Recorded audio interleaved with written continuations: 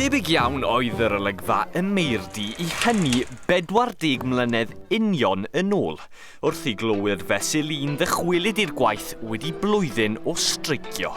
Ac fe ddath plant Maerdy at ei gilydd I ail-greu'r gorymdaith a gymerodd lle y Mawrth 1985. Bydden ni wedi cerdded lawr I Maerdy I cofio am y mlynedd streic.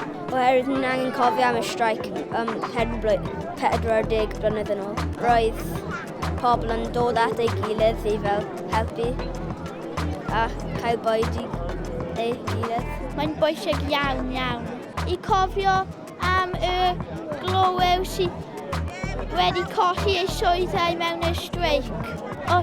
Roedd fy nhad cu a fy hen tad cu yn gweithio yn y pyllau glo a clywais I llawer o straeon am pa mor anodd oedd fel y gwaith fflaw fyna.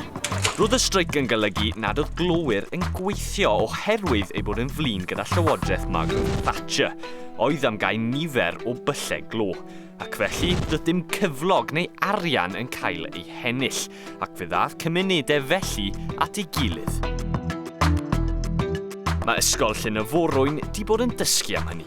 Mae'r plant wedi bod yn dysgu sut a pam mae'r streic wedi effeithio ar fywyd y golwyr ag achosion ag effaith y streic. A sut mae hwnna wedi effeithio ar eu teuluoedd nhw, tadau cu, hen tadau cu y plant o'n hysgol ni.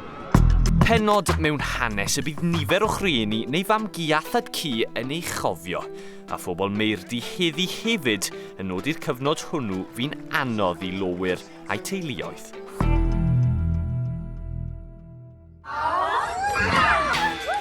Taith fyth gofiadwy I bendraw'r byd. Mae'r criw yma o ferched wedi bod yn gwirfoddoli gyda'r Urdd yn India. Ni wedi bod am tua 10-11 diwrnod yn barod a mae'n mynd yn really dda dwi'n meddwl.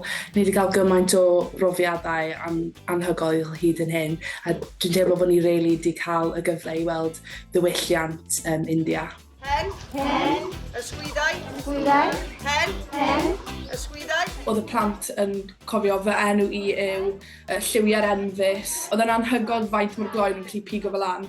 A falle weithiau, o'n nhw ddim hyd yn oed gallu siarad Saesneg, ond nhw'n gallu dysgu Cymraeg yna ni mor gloi. O'n nhw'n pigo fel lan yn gloi iawn.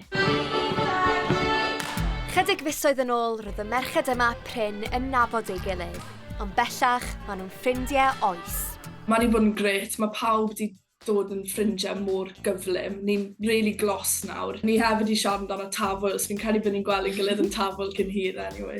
Byddech chi'n argymell I bobl ifanc eraill I gymryd cyfle fel hyn a mynd I wirfoddoli a mynd I deithio?